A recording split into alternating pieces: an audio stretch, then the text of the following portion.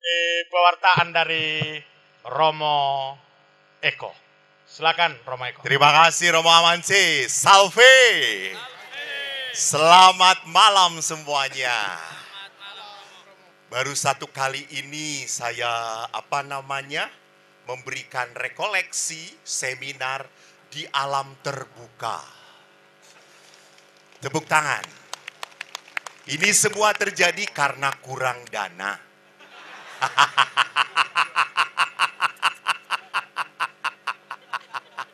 Maaf, bukan menghina panitia. Bapak Ibu yang terkasih, terima kasih saya boleh berada di tengah-tengah Anda. Saya adalah Pastor Eko Wahyu Joko Santoso, Ordo Salib Suci. Saya lahir di Bandung, besar di Bandung. Lalu saya ini bertugas 25 tahun di rumah retret. Dan biasanya saya memberi retret anak-anak. Tetapi yang paling membuat saya terharu, kalau mereka sudah duduk berlutut di depan salib, lalu mereka berdoa. Hampir 70% anak-anak berkata, Tuhan, aku tidak mau ayah ibuku cerai. Aku sedih ayah ibuku suka bertengkar. Aku sedih kalau mereka bertengkar, aku ketakutan Tuhan. Itu yang membuat saya ingin sekolah konseling keluarga. Karena dulu saya berpikir jadi pastor itu berat. Setelah melihat dan mendengar kesaksian pasangan suami istri, lebih berat. Apalagi pernikahan Katolik 1 sampai mati. Maka banyak bapak-bapak belum mati sudah mati. Coba saya tanya di sini, bapak-bapak, siapa yang datang kemari karena disuruh istri? Angkat tangan. Lihat saudara-saudara, lihat. Ini suami korban istri. Jadi perkawinan adalah sebuah perjalanan hidup yang tidak otomatis setelah kawin langsung bisa. Tidak ada. Tadi saya dengar 3 hari hanya kursus perkawinan. Belajar apaan? Lihat pada saat kursus juga pegang-pegangan. Saling lihat, hei, cantik. Gitu ya. Yang memberi kursus semangat, yang ini gak mendengar apa-apa. Jadi Bapak Ibu, maka saya senang seminar tentang keluarga, bicara tentang keluarga. Sekali lagi, karena tidak mudah. Coba lihat di sini, saya coba tes ombak. Saya tadi mendengar Romo Amanse. Romo Amanse ini stand up komedinya keren banget ya. Tepuk tangan untuk Romo Amanse. Hebat ini. Cuma kurang laku daripada saya gitu ya. Padahal lebih hebat dia gitu ya. Nah, saya akan tes ombak. Siapa yang duduk bersampingan bersama pasangan suami istri? Coba angkat tangan. Cukup banyak. Bagus. Siapa yang sudah 5 tahun perkawinan? Angkat tangan. Banyak. Oke. 5 sampai 10. Ibu wajahnya sudah tua baru 5 tahun perkawinan. Terlambat jatuh cinta ya. Ibu salah toh, bukan 5 tahun perkawinan. Pasti lebih toh, kelihatan dari wajahnya seperti Abraham dan Sarah. 5 sampai 10 tahun perkawinan. Oke, banyak. 10 sampai 15 tahun perkawinan. Banyak juga. 25 tahun, 20 sampai 25 tahun perkawinan. Banyak. 25 sampai 30 tahun perkawinan. 30 tahun ke atas. Kok kuat ya? Tepuk tangan untuk mereka. Wow, banyak sekali. Nah sekarang saya coba cek. Suami istri, nanti angkat tangan begini ya. Begini. Nanti kalau saya melemparkan pertanyaan, menurut Anda siapa? Bisa tunjuk kepada pasangan atau saya gitu ya. Jelas? Coba. Kalau menurut saya, misalnya, angkat tangan ya. Coba angkat tangan dulu. Suami istri. Yang samping suami istri, Bapak suami istrinya kan nggak ada. Yang samping suami istri yang sah. Bukan pinjaman malam ini. Ya, yang sah. Coba cek. Kamu, belakang ya. Tinggal belakang ya. Contoh saya tanya. Kalau yang menurut Anda dia. Kalau menurut Anda saya gitu ya. Angkat tangan. Siapa yang kalau tidur ngorok?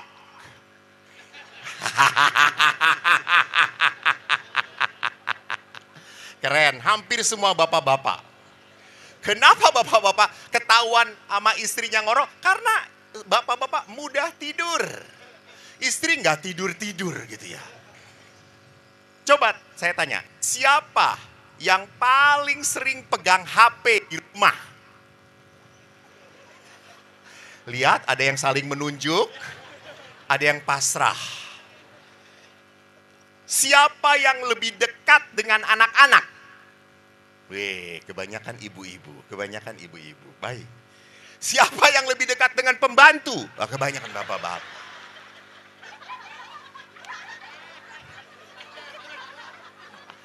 Ya, karena suka menyuruh pembantu gitu. Menyuruh istrinya ditempeleng. Siapa yang mengajak ke gereja? Iya. Berdua bagus ya. Siapa yang rajin berdoa? Siapa yang sering ngomel? Ada juga laki yang sering ngomel ya. Ini berarti kalau sering ngomel laki-laki salah casing, saudara-saudara. Ya. Siapa yang paling sering bersama anak-anak? Oke, ibu-ibu, oke. Siapa yang sering keluar rumah?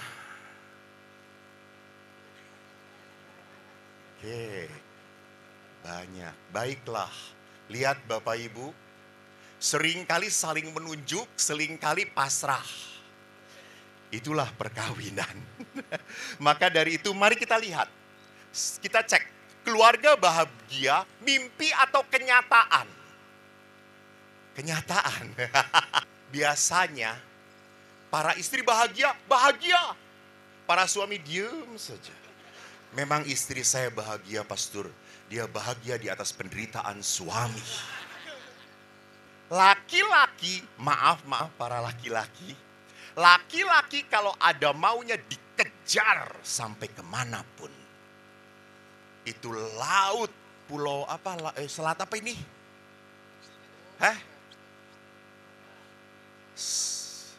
Selat Rote pun diseberangi. Kalau ada maunya, laki akan banyak ngomong, dia akan banyak memuji Anda. Betul. Dia akan berkorban dan dia selalu berpikir, apa sih yang kamu sukai? Dia carikan. Tetapi setelah didapatkan, selesai sudah. Selesai.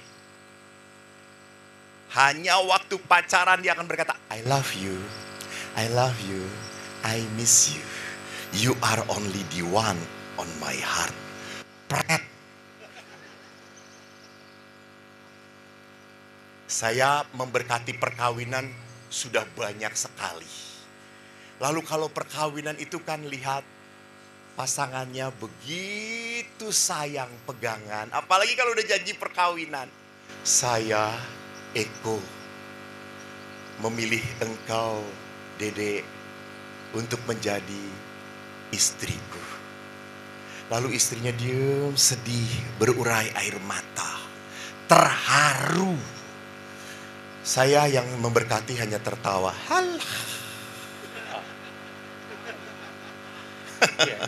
Kau akan mengalami bertahun-tahun.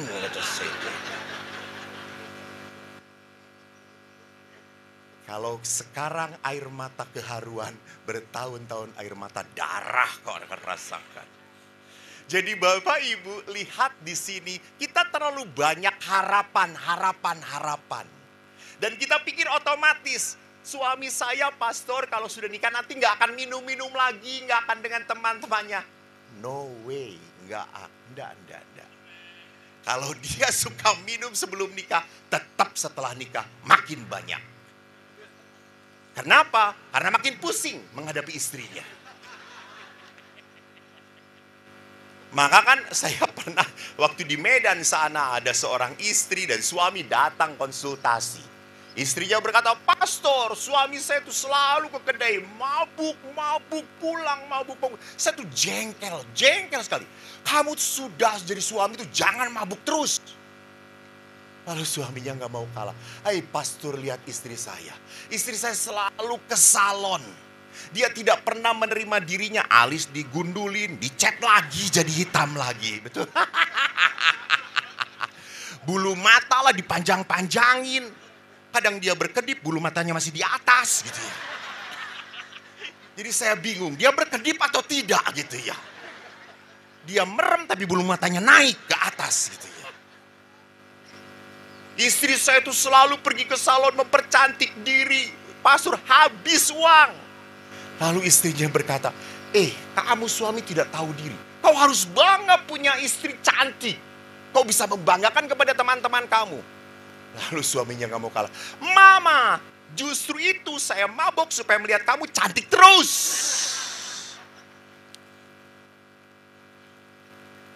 Jadi lihat saudara-saudariku. Justru setelah perkawinan, Anda melihat banyak perbedaan. Melihat banyak kekurangan. Karena sebelum menikah, kau diatur oleh feeling, perasaan. Saya udah cinta banget mami, sayang banget. Kalau nggak kawin mati aja saya. Biar mati aja bu, gitu ya. Lihat, karena apa? Perasaan. Maka ada lagunya tuh, jatuh cinta sejuta rasanya. Betul tak? Dibelai, ditendang, amboi rasanya. Iya dong.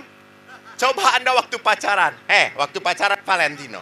Istrimu nginjak. Apakah kamu marah? Enggak. Diinjak kamu seperti diinjak bidadari. Tapi setelah menikah, baru istrinya mau ngelendot saja. Mimi, udah jangan lendotan. Jangan turun. Kenapa? Dulu kamu senang. Dulu kamu Mercy, sekarang tonton. Jadi dalam perkawinan hati-hati. Lama-lama kata-kata kita makin tajam pada pasangan. Kita sulit memuji pasangan. Tapi kalau melihat pasangan orang lain dipuji terus. Papa lihat suami tutu seperti itu. Ke gereja selalu berpegangan tangan. Kalau salam damai cipika-cipiki. Indah sekali. Kamu kalau ke gereja duluan saya, kamu terakhir. Merokok dulu di luar. Sudah gitu salam damai, kau salami dulu tante-tante yang lain. Baru saya. Itu suami normal, artinya normal. Mengerti mana yang lebih menarik dan tidak menarik. Gitu ya. Jadi saudara-saudariku lihat. Kita tidak siap tidak siap melihat perubahan karakter pasangan. Kita tidak siap melihat bahwa kok pasangan tidak seperti sebelumnya. Adik saya itu waktu pacaran, kan pacarnya dan sekarang menjadi istrinya orang Manado. Orang Manado kan suka sambal, suka pedas. Adik saya nggak kuat, sama dengan saya. Tapi waktu pacaran, pacarnya berkata, kita makan bakso, yuk sama-sama. Kebetulan saya mengintip. Dan waktu makan bakso, pacarnya berkata, bakso itu enak pakai sambal banyak. Ya, pakai sambal. Dia juga pakai sambal. Pulang pacaran mencret dia. Setelah kawin saya tanya, kamu suka sambal? Kata siapa suka sambal? Waktu pacaran, itu bohongan. Biar dia senang saja. Itu lihat. Hati-hati. Sewaktu pacaran kita selalu mencoba untuk membuat dia senang, membuat dia senang, membuat dia senang. Tetapi setelah perkawinan, kita lupa untuk memupuk bunga. Bapak Ibu, perkawinan itu seperti memelihara bunga. Bunga tidak akan pernah hidup kalau dicabut. Nah, bunga harus disiram, dipupuk. Sering kita mencabut apa? Mencabut cinta dengan kata-kata kepahitan. Dengan apa? Cuek. Dan lihat, high expectation, low preparation. Kalau istri, Pak, apa lawan kata dari cinta? Apa Pak? Pak Sony, apa lawan kata dari cinta? Apa? Benci. Betul. Yang benar adalah tidak peduli. Tidak peduli. Kalau pasangan Anda sudah tidak peduli, berarti sudah tidak ada cinta lagi. Maka ibu, bapak-bapak sadar kalau istri itu WA, telepon itu kepedulian. Dan telepon dia lebih parah daripada Polda. Di mana kamu? Dengan siapa? Kok ada suara perempuan di situ? Lihat. Itu tanda kepedulian. Peduli. Selalu perempuan akan bertanya, laki-laki apa katanya? Enggak. Pak, pergi. Nggak akan ditanya pulang jam berapa, kamu kemana? Enggak. Laki-laki enggak.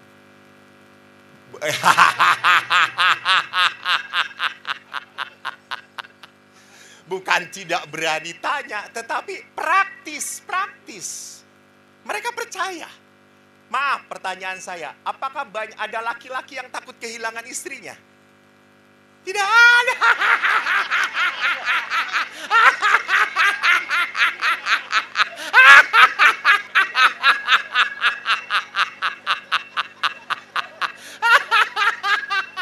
Itu realitas. Ada yang takut?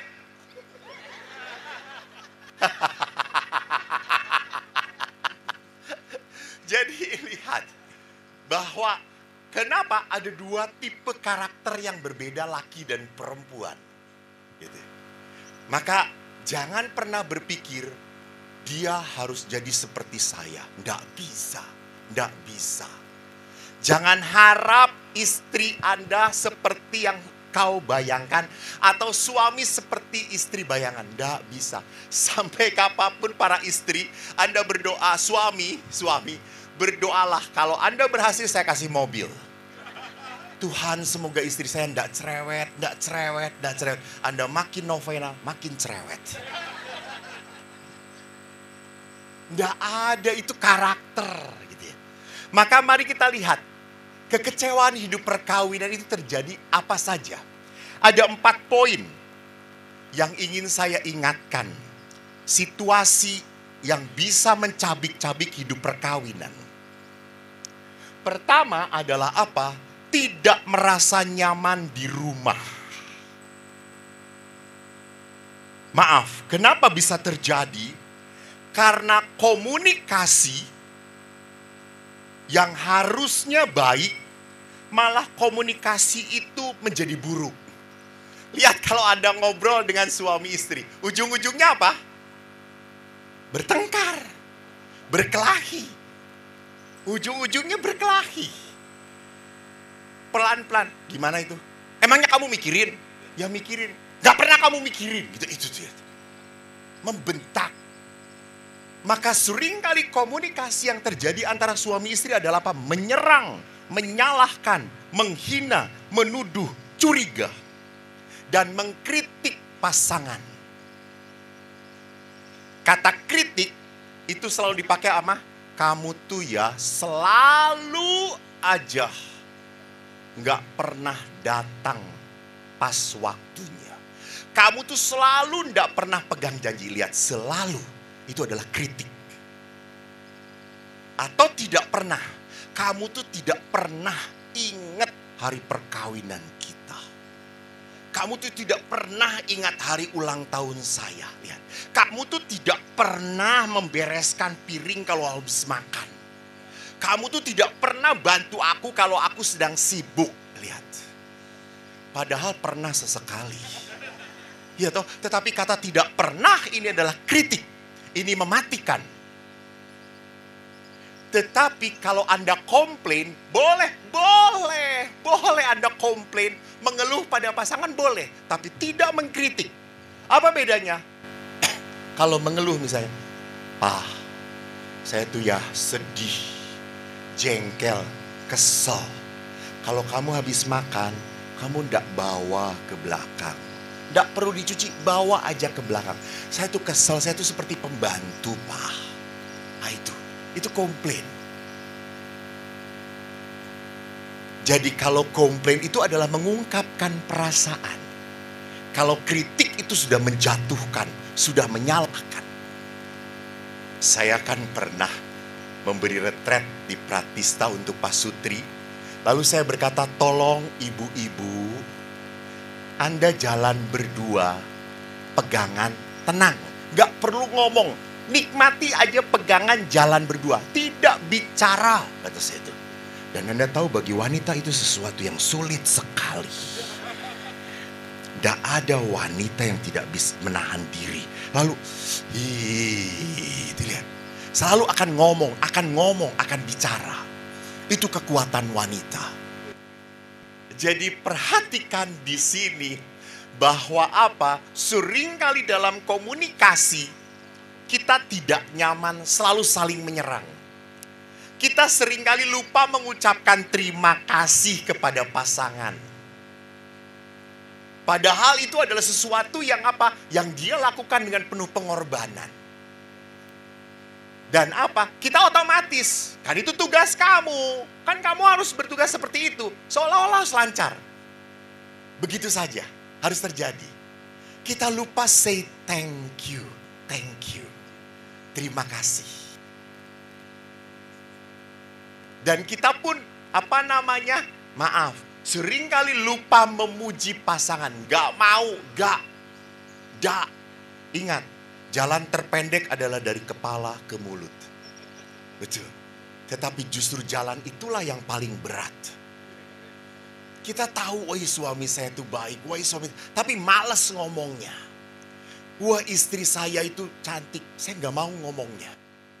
Jadi saudara-saudariku, mari kita lihat. Bahwa rupanya seringkali rumah tidak menjadi tempat yang nyaman. Tidak menjadi tempat yang dirindukan. Hati-hati, apalagi kalau suami istri bekerja. Berangkat kerja, baterainya masih full. Anak-anak berangkat sekolah pun baterainya masih full. Pulang ke rumah, baterai suami bed, baterai istri bed, baterai anak pun bed. Maka mudah konslet. Hal kecil saja bisa menjadi besar sekali. Apalagi, nanti saya perlihatkan, apalagi tumpukan bertahun-tahun. Tumpukan bertahun-tahun. Sudah tidak ada sengatan-sengatan lagi. Hati-hati bahwa seringkali feeling, perasaan setelah sekian tahun perkawinan sudah mulai hambar. Sudah mulai tidak terasa. Jadi mari kita lihat bahwa di dalam perkawinan, kalau tidak hati-hati, maaf juga, akhirnya rumah tidak nyaman. Hati-hati, seringkali tiba-tiba kita punya kesibukan. Pelayanan lah. Hobi olahraga lah. Hobi outing dengan teman-teman lah. Ngumpul bareng-bareng lah. Hati-hati. Kalau sampai suami istri tidak punya rasa home, nyaman lagi, hati-hati, cukup banyak pasangan suami istri yang merasa kesepian. Pada saat merasa kesepian, ada orang yang memperhatikan, maka dia akan masuk ke dalam hatimu. Kalau tidak hati-hati. Maka saya pun sebagai pastor hati-hati dengan konsultasi. Dia butuh saya, dan kalau dia menarik, saya akan membutuhkan dia. Nah, itu harus hati-hati. Maka di situ saya harus tahu diri. Kalau sampai konseling lebih, hati-hati ya Romo Amanse. Anda adik kelas saya ya? Jauh sekali. Tapi wajahnya lebih tua Anda daripada saya. Itu bedanya yang tidak terawat dengan terawat. Nanti balas-balasan. Jadi saya diberitahu dalam konseling kalau sampai ibu-ibu ini 2-3 kali ngobrol terus, konsultasi terus, berarti Anda tidak berhasil. Berhenti konsultasi. Karena banyak beberapa pastor yang sering konseling akhirnya terikat dan terpikat. Tertarik. Pastor juga manusia. Bisa ngelihat mana yang bening. Mana yang glowing. Mana yang produk Korea. Mana yang produk koe. Koe lagi. Koe itu kamu bahasa Jawa ya. Yang kedua adalah apa? Fokus pada diri sendiri. Jadi yang pertama, rumah tidak menjadi tempat nyaman. Itu salah satu pemicu perpecahan. Yang kedua adalah apa? Fokus pada diri sendiri. Dalam perkawinan, kitab hukum kanonik berkata, kebaikan suami istri. Jadi tujuan perkawinan adalah kebaikan suami istri. Pasutri berjuang mengusahakan memberikan yang baik kepada pasangan melalui perkawinan. Memberi yang terbaik. Karena cinta itu apa? Memberikan yang terbaik. Hanya seringkali di dalam perkawinan Anda selalu berpikir, saya orang yang banyak berkorban, Romo. Saya orang yang banyak mengalah, Romo. Saya orang yang banyak menderita, Romo. Itu. Jadi di dalam perkawinan orang membesarkan apa? Membesarkan pengorbanannya. Saya yang sudah banyak banget sakit hati, Romo. Saya banyak kecewa. Hati-hati di sini.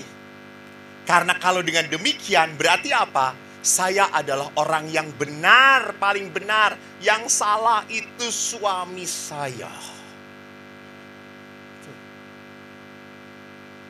Sering, betul, saya mengakui Pak, maaf ya. Maaf kalau Anda tersinggung. Istri itu pinter banget. Pinter. Anda kasih berapapun selalu cukup di tangan istri. Istri itu tidak sekolah ekonomi tinggi-tinggi, tapi ekonom terbaik. Betul. Jadi dia bisa hutang sana, hutang sini.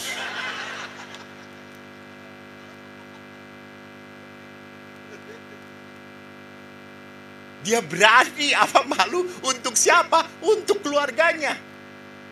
Jadi perhatikan, seringkali apa kita lupa bahwa Anda bukan orang yang sendirian berkorban dalam perkawinan. Tidak. Pasanganmu pun berkorban. Jadi apa yang mau saya perlihatkan, di saat dalam perkawinan kita selalu berkata, saya ini yang paling menderita, Anda objek penderita. Sampai kapanpun perkawinan tidak akan pernah menjadi perjalanan yang indah. Yang ketiga adalah apa? Oh, Bapak Paus Fransiskus. Tadi dokter mengutip Fransiskus, Bapak Paus Fransiskus yang nanti belakang akan saya perlihatkan dalam Amoris Laetitia. Dalam Amoris Laetitia berkata apa? Ketegangan yang timbul di dalam hidup pasangan suami istri karena budaya individualistis yang berlebihan pada harta milik dan kenikmatan. Lihat, Bapak Paus sudah memberikan warning. Hati-hati. Dalam perkawinan itu kita punya budaya individualistis. Artinya apa? Yang penting saya bahagia, yang penting saya senang. Jadi kita berpikir bahwa kita itu mau perkawinan supaya hidup saya disenangkan, dibahagiakan. Salah. Maka saya selalu berkata, kalau Anda belum siap menderita, jangan kawin. Jangan kawin. Ya jangan jadi pastor juga. Jadi Bapak Ibu, lihat di sini. Kalau di dalam perkawinan, maaf, jangan lupa setelah perkawinan tidak ada kata saya lagi. Ingat dong dalam janji perkawinan. Anda ingat nggak? Pasti lupa karena cuma sekali seumur hidup. Kami pastor ingat setiap saat ngedengerin. Jadi itu yang tadi saya bla bla bla memilih engkau bli bli bli menjadi pas istriku. Saya, ini bagus, akan mengabdikan diri kepadamu dalam untung dan malang, di waktu sehat dan sakit. Saya akan bersamamu sampai mati. Edan gak? Hebat. Jadi bapak-bapak sadarlah, seperti apapun Anda, ada yang mengurus. Pastor-pastor sadarlah, Anda itu berguna kalau sehat. Kalau tidak sehat, panti jompo. Gak mati-mati, masukkan ke laut. Pak, lihat, itu indahnya perkawinan. Anda sakit pun masih ada yang ngurus. Anda gak bisa apa-apa di kursi, tetap ada yang menyayangi. Tetap. Saya kalau sudah pulang seminar malam-malam, masuk angin, gak ada yang kerokin saya. Gak ada. Maka saya cari pojokan pintu, saya kasih minyak, saya gosok-gosok sampai merah. Self-service, you know. Itu lihat. Saya pulang ke pastoran, makanan sudah dingin. Lihat pastor-pastor, belum makan kok? Belum. Oh, ya sudah. Udah. Menyedihkan.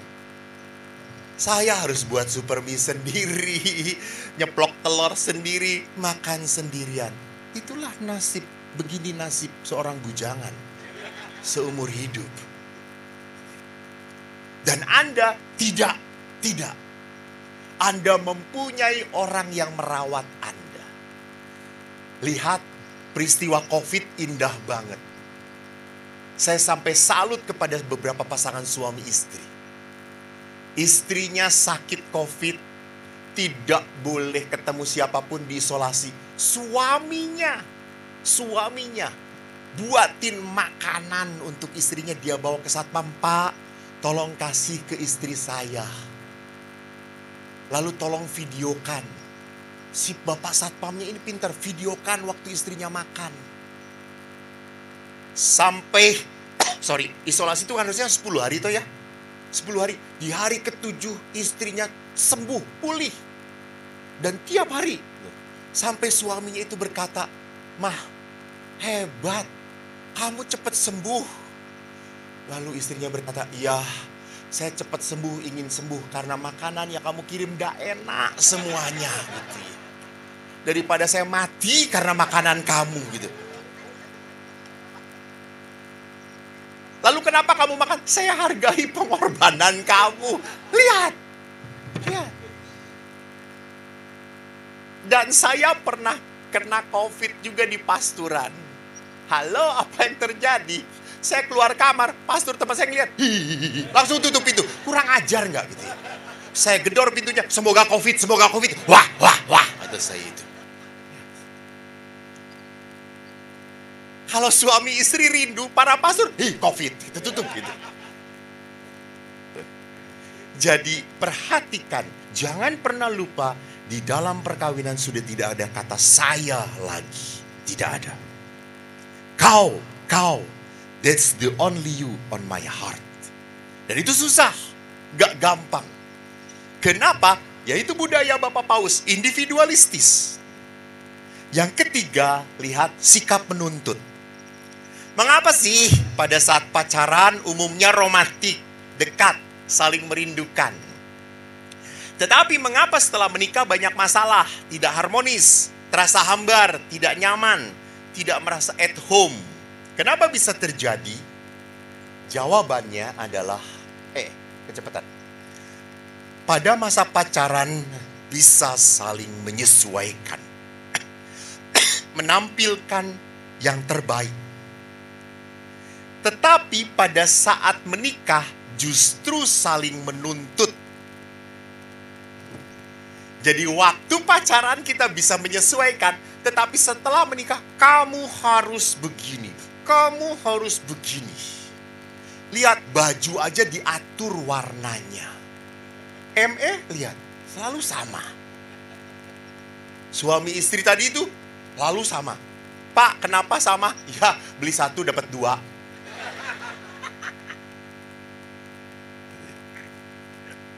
Banyak sekali suami, nih kamu pakai ini, gitu ya.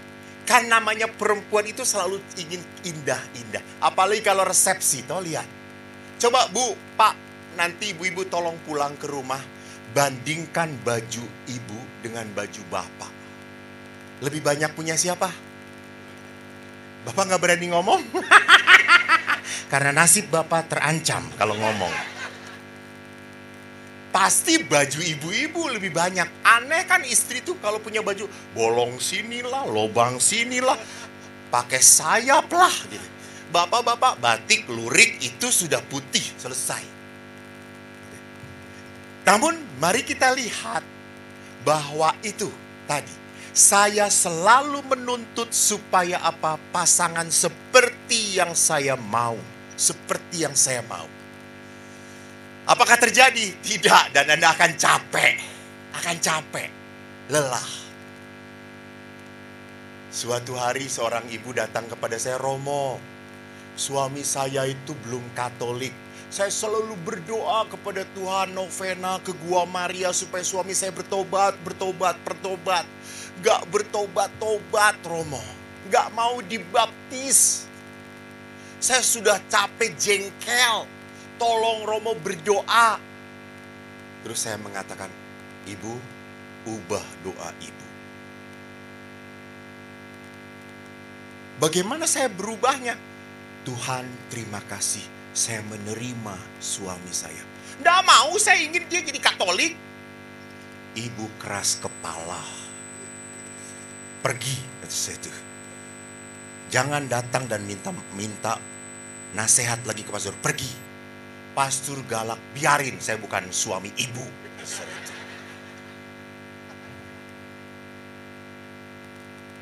Ibu ini pergi. Diam-diam ibu ini taat pada saya.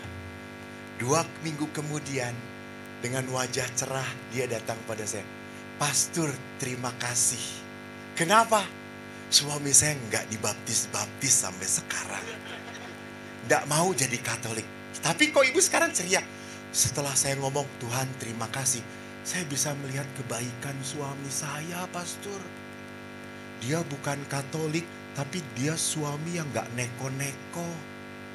Dia suami yang baik, gak Katolik loh, Pastor. Dia sayang banget. Dia itu selalu masakin untuk saya. Saya kaget. Oh, dia suami yang baik. Nah, Bu, suami Katolik belum tentu baik. Saya tidak mengatakan OMK supaya jangan memilih yang seiman, bukan. Tetapi apa yang saya mau katakan, di saat Anda minta supaya dia seperti yang Anda inginkan, sekali lagi, itu Anda salah berdoa. Itu doa egois. Doa yang hanya mau membuat Anda senang. Karena apa? Suami sudah seperti yang aku minta. Dia ada di tanganku. Ku tekan motor dia. Seram memang. Itulah sebabnya saya tidak mau menikah. Betul Roma Amanse? Rumahnya Roma Amanse masih ragu-ragu dengan panggilan hidupnya. Jadi Amoris Laetitia, Bapak Paus mengatakan sebagian orang mencintai dengan cinta yang mementingkan diri sendiri. Mudah berubah seperti cinta seorang anak. Kamu menyenangkan aku, gue bahagia, gue suka. Tapi di saat kamu tidak menyenangkan aku akan maki, aku akan marah. Aku akan meledak-ledak. Itu cinta anak kecil. Kalau dia tidak dapat yang dia mau, dia akan ngambek. Tantrum. kesel, jengkel. Itu cinta anak-anak. Maka kadang-kadang pun dalam cinta, kenapa muncul kata-kata kritik, pahit, suka menyalahkan. Dan yang keempat, ini yang saya ambil dari Injil. Ketegaran hati. Yesus waktu menjawab, apakah boleh orang menceraikan istrinya dengan alasan apapun? Jawab mereka, tidak boleh, kata Yesus. Apa yang tertulis? Lalu Musa memberi izin untuk menceraikannya dengan membuat surat cerai. Lalu kata Yesus kepada mereka, justru karena ketegaran hatimulah, maka Musa menuliskan perintah ini untuk kamu. Ketegaran hati. Bapak Ibu, kalau orang sudah tegar hati itu artinya apa? Sudah keras. Karena diliputi oleh kemarahan. Pertama, orang tegar hati kalau penuh dengan penderitaan, disakiti, dikecewakan. Maaf, seringkali Anda menikah dengan seorang pribadi yang keras kepala, tidak bisa berubah, yang kekanak-kanakan, yang egois banget. Saya bertemu dengan pasangan-pasangan yang seperti itu. Maka satu sisi saya sudah capek, pastor, saya sudah capek. Saya tidak tahu apa yang harus saya lakukan. Tetapi karena perkawinan mereka di dalam gereja Katolik yang tak terpisahkan, lihat, ini adalah sesuatu yang sulit kita terima. Nanti saya perlihatkan bagaimana caranya. Sulit, gak gampang. Apalagi maaf, Anda punya pasangan emosional dan sering memukul.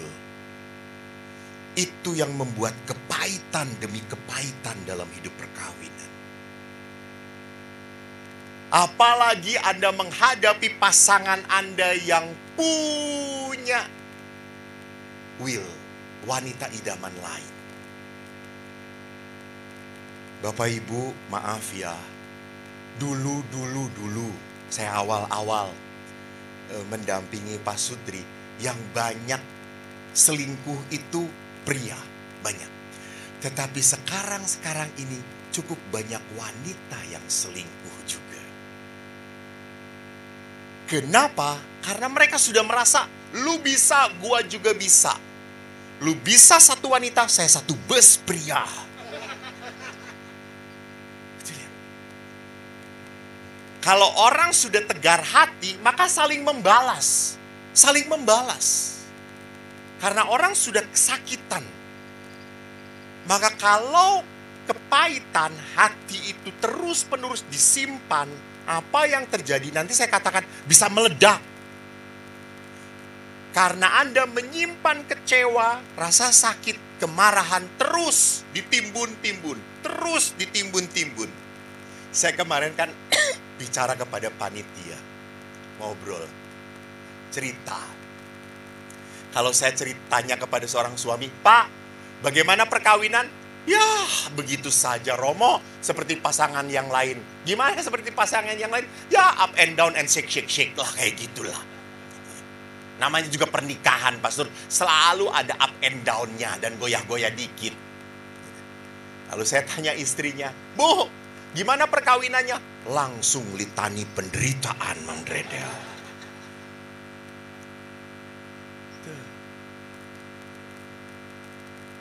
Keluar semua penderitaannya. Gitu ya. Kenapa? Karena menyimpan.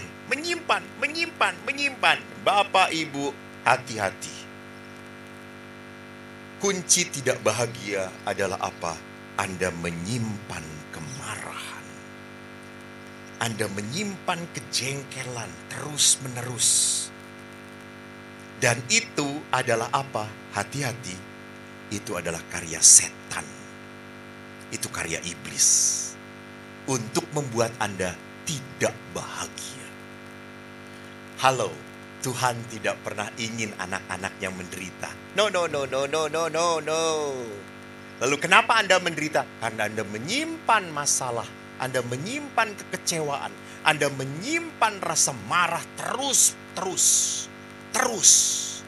Bodoh itu karya iblis, coy.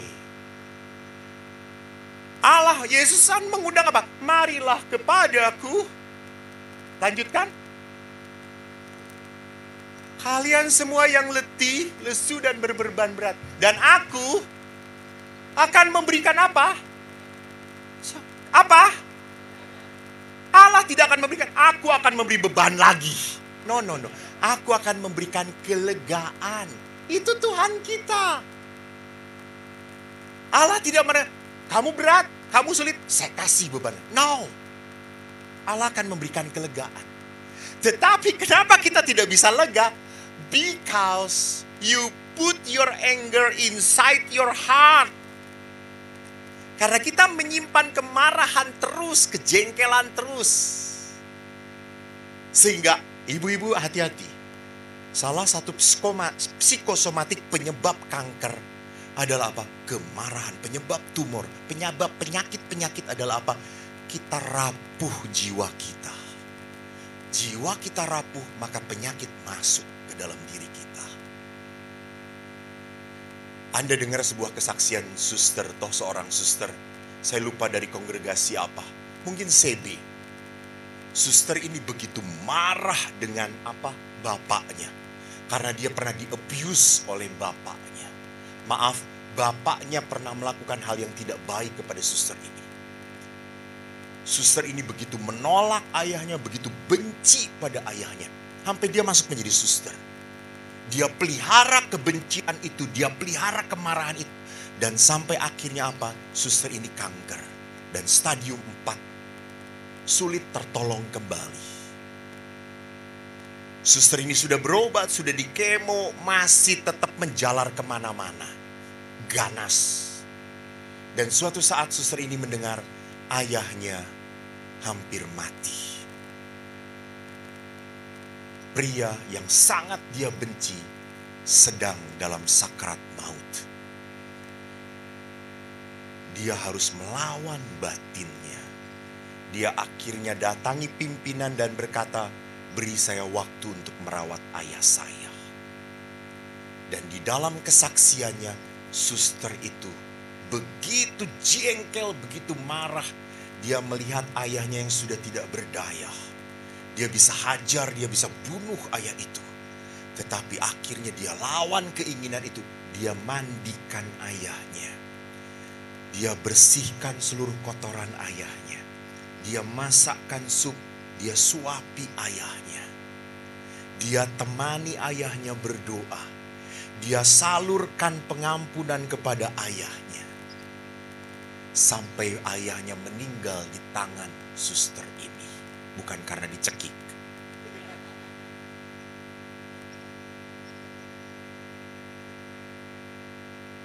Dan ayahnya meninggal dalam bahagia. Setelah selesai menguburkan ayahnya, dia pulang ke biara. Dan waktu itu dia harus kontrol kepada dokter. Apa yang terjadi waktu dikontrol? Dokter melihat, suster, kankernya tidak ganas. Tapi masih ada kanker. Tetapi kanker ini tidak menyerang tubuh suster. You see. Betapa rentannya kita kalau menyimpan kemarahan itu. Maka mari kita lihat berapa menit lagi saya. Masih lama. Amplop tipis suruh panjang-panjang.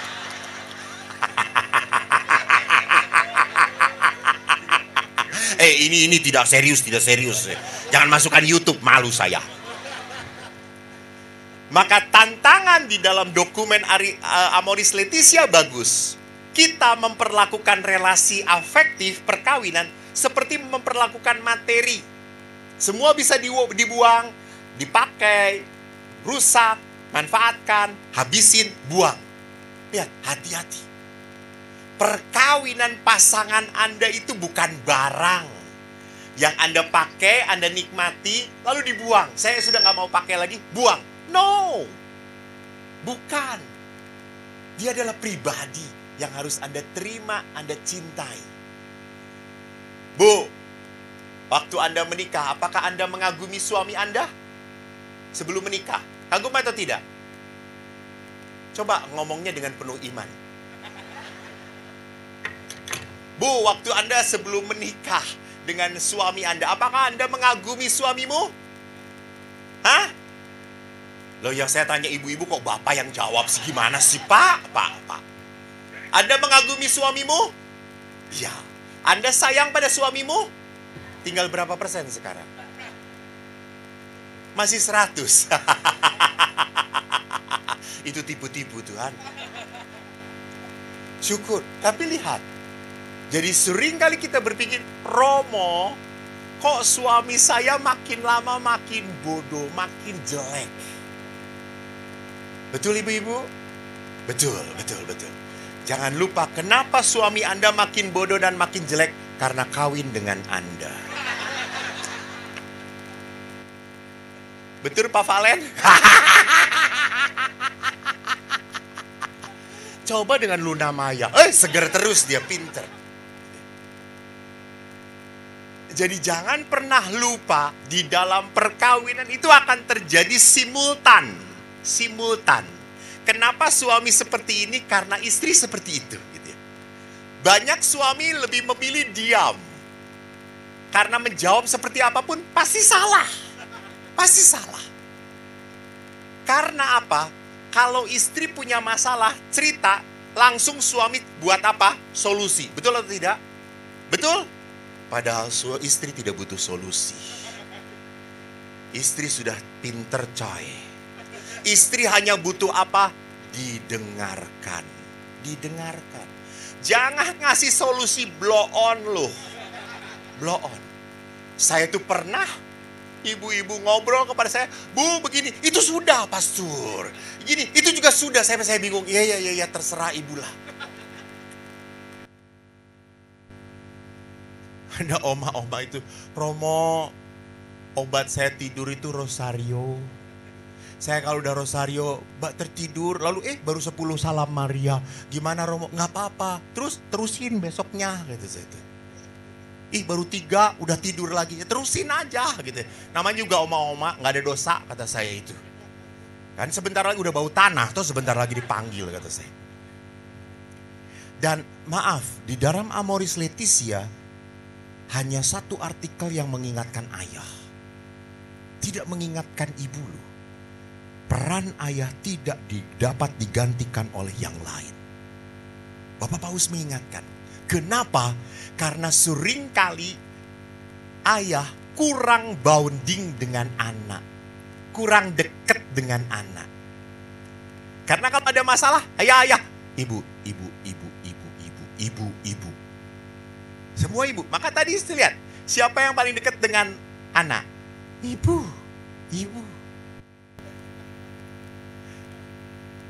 Jadi lihat di sini bahwa apa? Di dalam seringkali di dalam hubungan ayah dan anak kurang bonding, kurang kedekatan. Sorry, maaf, saya sejak kecil tidak pernah punya apa? Punya bayangan saya dipeluk oleh ayah. Enggak. Suruh nyebrang saja, ayah berkata, "Kamu nyebrang. Lihat kiri kanan, selamat. Jalan." Tidak pernah dipegang. Ayah mengatakan, "Kamu anak pertama, harus mandiri." Saya jalan sendirian. Setelah saya selamat, baru dia menyeberang sendirian. Kurang ajar nggak ya saya? Kalau dengan ibu, saya pasti dipegang. Kalau dengan ayah, berang sendiri. Itu ayah menanamkan sangat disiplinnya pada saya. Sampai maaf, pada saat saya harus berdamai dengan ayah, saya itu diolah di Filipina. Saya sekolah di Filipina untuk konseling keluarga. Dan profnya melihat kamu terluka sekali dengan ayah. Tapi lihat di sini bahwa apa? Setelah berdamai, orang tidak membangun tembok tetapi membangun apa? Jembatan. Sayang kembali. Nah, sekarang lihat. Saya ingin memperlihatkan setelah kita melihat begitu banyak pertentangan dalam perkawinan, maka sekarang mari kita lihat Apa yang menggerakkan ayah ini? Kok hilang? Nah ini. Perkawinanku digerakkan oleh roh Allah atau oleh luka? Kalau perkawinanku digerakkan oleh rasa sakit dan luka, sampai kapanpun perkawinan Anda tidak akan bahagia. Maka lihat apa yang dikatakan oleh Yakobus. Barang siapa berkata bahwa ia berada di dalam terang, tetapi ia membenci saudaranya, ia berada dalam kegelapan sampai sekarang. Jadi kalau orang ada dalam terang, tidak mungkin dia menyimpan kebencian. Nah, oleh karena itu, mari saya berikan beberapa poin. Untuk apa? Supaya saya bahagia. Pertama, mari kita lihat. Kita belajar dari Yesus. Yesus berdoa pada Bapanya sebelum menghadapi penderitaan. Di mana?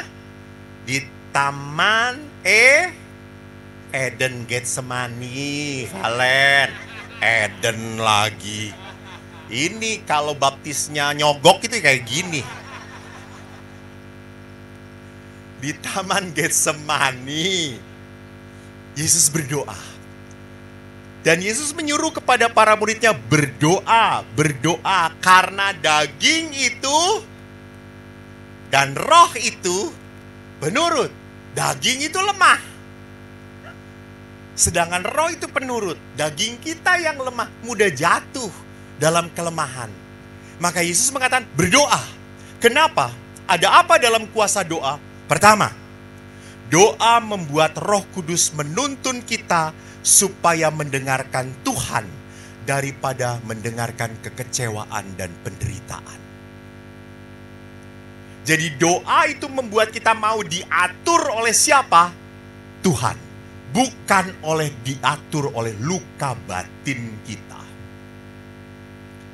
Doa itu bukan membuat kita diatur oleh kemarahan dan kejengkelan kita. Doa itu tidak supaya kita tidak berlaku di luar karakter kita. Ingat, Anda itu orang baik. Tetapi pada saat Anda dilukai, Anda bisa tidak baik. Betul atau tidak? Nah itu. Pada saat Anda terluka, Anda bisa bertindak di luar karakter Anda. Padahal dasarnya Anda baik. Tapi karena disakiti, karena saya dikhianati, saya bisa ganas juga. Maka doa itu membuat saya bertindak supaya tidak menjadi ganas. Tidak bertindak di luar kehendak Allah. Dan yang ketiga, justru doa itu menarik. Membuat kita berani membuka hati dan menutup mulut. Karena kalau kita marah, biasanya kita membuka mulut dan menutup hati. Betul ibu-ibu? Betul ibu-ibu? Itu salah. Kok betul? Betul ibu-ibu? Salah, bagus. Jadi sering kali kalau kita marah, kita banyak membuka mulut dan menutup hati. That's not right. Buka hati. Semarah, sejengkel, sekesal apapun pada pasanganmu, kau tidak pernah boleh menutup hatimu. Kenapa? Apa yang dipersatukan Allah. Apa yang dipersatukan Allah.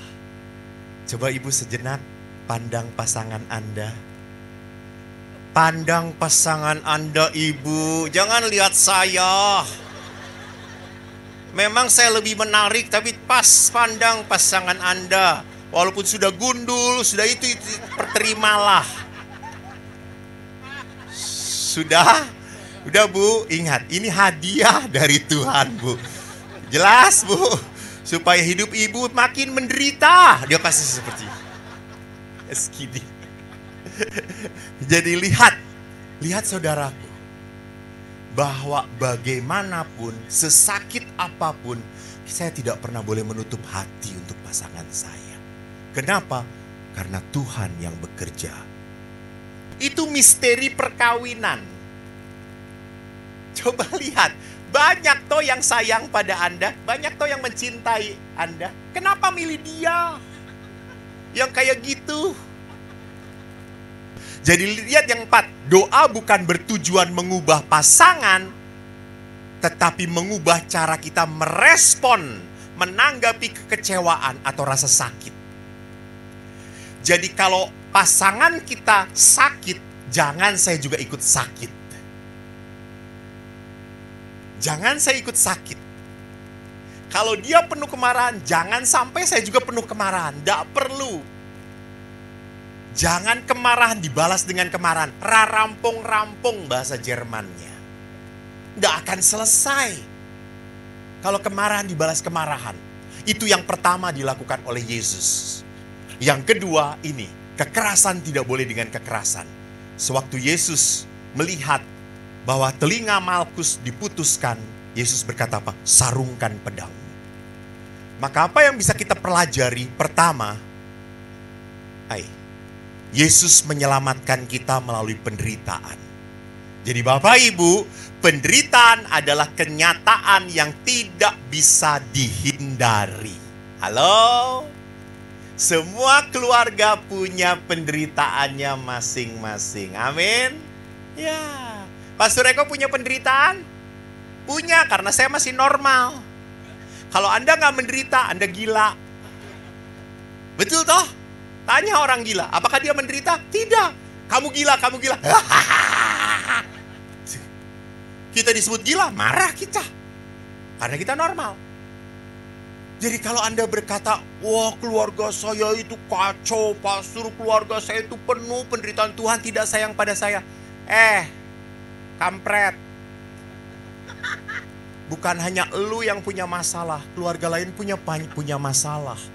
Kenapa kamu sampai terpuruk dan dia tetap bahagia? Karena dia punya iman. Kamu tidak merasa punya Tuhan. Ibu-ibu ingat, kita itu dipelihara oleh Tuhan. Nih Eko, lahir boleh bodoh, besar terkenal. Karya Tuhan. Karya Tuhan, karya Tuhan. Jadi kalau Anda menderita, jangan pernah lupa. Lihat. Penderitaan bukan alasan untuk melarikan diri. Justru menjadi saat bagi kita untuk mengundang Roh Kudus untuk menguatkan kita. Jadi jangan pernah berdoa, ibu-ibu, kan pernah tuh di dalam TikTok suami istri sedang naik mobil. Lalu istrinya berdoa, Tuhan, saya ingin suami saya bahagia. Hilangkan penderitaan di hadapan dia. Langsung hilang ibu ini. Karena dia sumber penderitaan. Lewat penderitaan, melalui sampai pada bintang. Tidak ada keluarga bahagia tanpa pengorbanan Anda. Tidak. Pastor, saya ingin keluarga saya bahagia, saya ingin sukacita. Ya harus berkorban. Nggak bisa egois. Tinggalkan kesenangan kamu. Lu sekarang jadi bapak-bapak, lu jadi suami. Maaf ya. Banyak keluarga muda fight karena mereka bahwa dia tidak single lagi.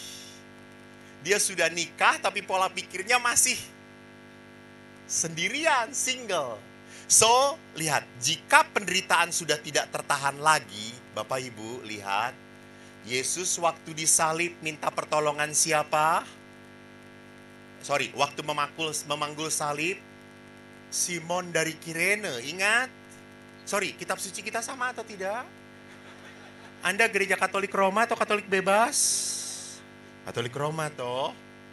Bahwa Simon dari Kirene, Yesus minta tolong. Jadi sama, kalau Anda menderita, minta tolonglah. Marriage Encounter adalah tempat untuk saling menolong, menguatkan. Maaf kalau Anda sudah menjadi ME, apakah terjamin baik, tidak ada pertengkaran? Mereka bukan menjadi malaikat setelah menjadi ME. Setelah menjadi ME justru Anda belajar untuk menjadi rendah hati. Rendah hati. Mau dibentuk oleh Tuhan. Jadi mintalah pertolongan, carilah pertolongan yang bisa mendengarkanmu, memberikan kekuatan, dorongan. Yang kedua, pada saat Anda menderita, ingat, Yesus itu diberi minuman racun 2 kali. Yang satu itu penawar rasa sakit, yang satu waktu aku haus. Yesus menerima waktu aku haus. Tapi penawar rasa sakit dia tolak.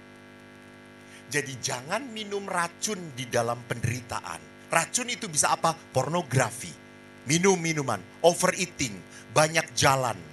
Kenapa? Pada saat Anda melarikan diri dari masalah keluarga, Anda akan menjadi apa? Mati rasa pada pasangan Anda.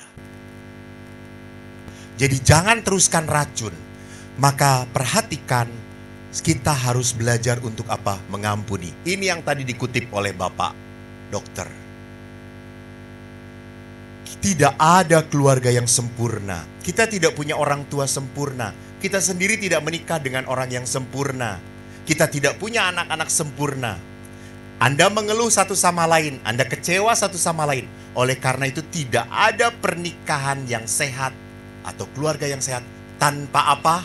So the last one, kunci dari sebuah kebahagiaan adalah pengampunan.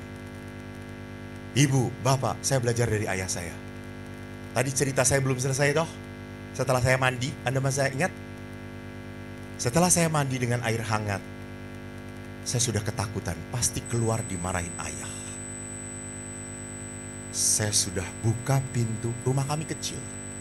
Saya keluar, ayah lebih besar dari saya, lebih tinggi.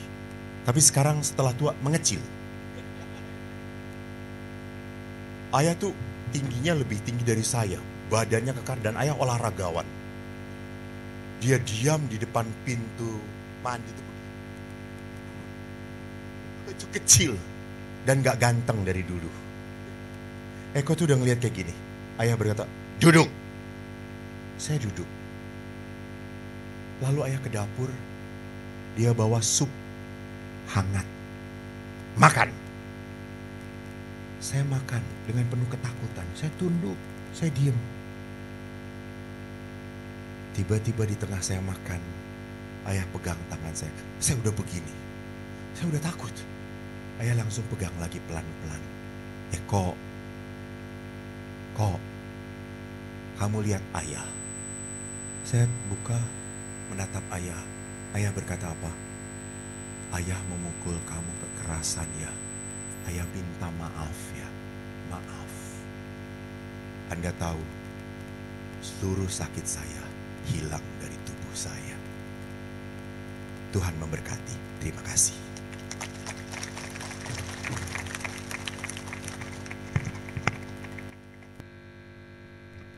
Bapak Ibu yang terkasih, para romo, para suster, terima kasih banyak saya boleh berbagi di tempat ini. Semoga apa yang saya sharingkan menjadi bahan refleksi, bahan renungan bagi Anda dan mengembangkan hidup perkawinan Anda. Malam ini saya ingin mendoakan Anda di dalam keluarga Anda. Maka mari kita mau berdiri atau duduk? Berdiri silahkan, boleh.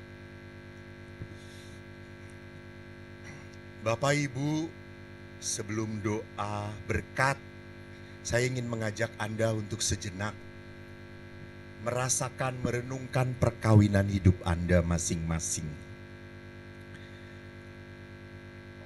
Mari kita hening di dalam diri kita. Kita sadari hidup perkawinanmu anugerah Tuhan, tapi seringkali menjadi musibah dalam hidup Anda.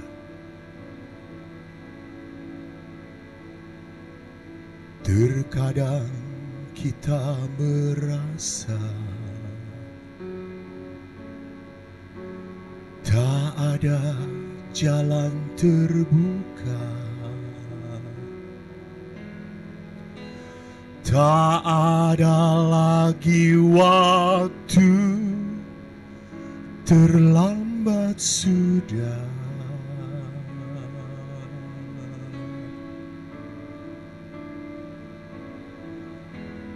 Tuhan tak. Saudara-saudara,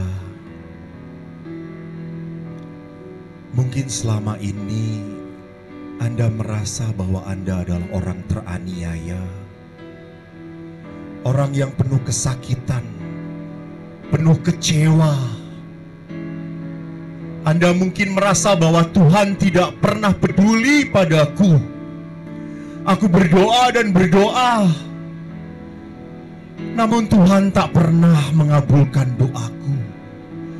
Aku sudah lelah, aku sudah capek. Bahkan kadang aku tidak percaya lagi pada Tuhan. Tuhan, kemana Engkau?